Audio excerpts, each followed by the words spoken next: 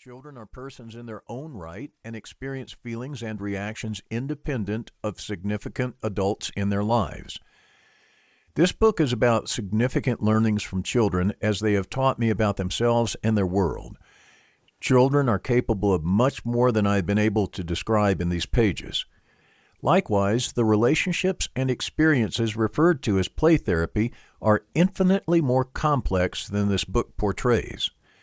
The process of relating to a child who is experiencing permission to be himself or herself is indescribable and can only be known in the actual shared moments of the relationship together. My intent has been to open the door to understanding the child's world of being, experiencing, exploring, appreciating, and creating a world of wonder, excitement, joy, sadness, and the vivid colors of life. This fourth edition contains new chapters, being culturally responsive, supervision and training in play therapy, discovering meaning in play therapy when there seems to be no meaning. The chapter on intensive and short-term play therapy has been completely rewritten with research from the last 10 years. The chapter on research evidence for CCPT has been completely rewritten to focus on contemporary CCPT research employing stringent research methodology, which has led to CCPT's designation as an evidence-based practice. New topics: conceptual model of the role of play in therapeutic change, deeper issues in child-centered play therapy, silence in play therapy has meaning, emotional blocks in play therapy, there are no insignificant happenings in play therapy, living out being with a child is sort of like breathing. History is not destiny. Research confirms infants' innate ability to move toward the positive in relationships. The case of Cassie, a child who was sexually abused. Discovering what I don't know that I don't know I don't know. New play therapy transcripts.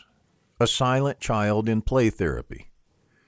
Limit setting using ACT with a child in play therapy. Emotional blocks in play therapy. The case of dependent Daryl returning responsibility.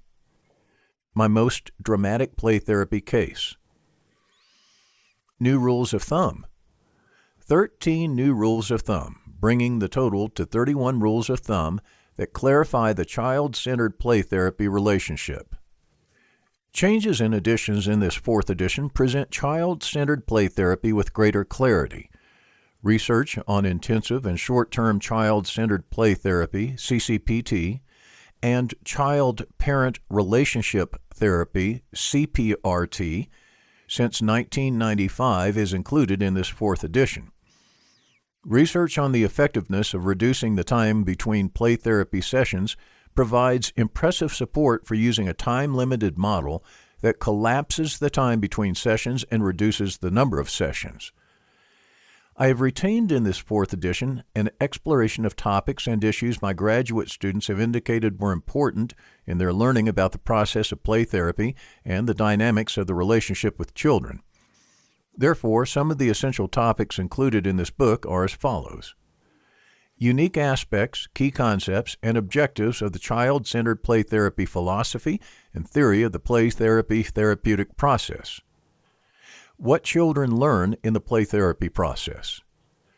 The person of the play therapist, necessary personality characteristics, and the role of the play therapist in the therapeutic experience. Characteristics of facilitative responses, with specific guidelines on how to help children assume self-responsibility. Detailed guidelines for organizing a playroom and recommended toys and materials. Specific suggestions on relating to parents and how to explain play therapy.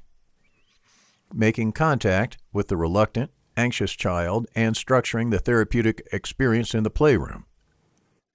When to set limits, steps in therapeutic limit setting, and what to do when limits are broken.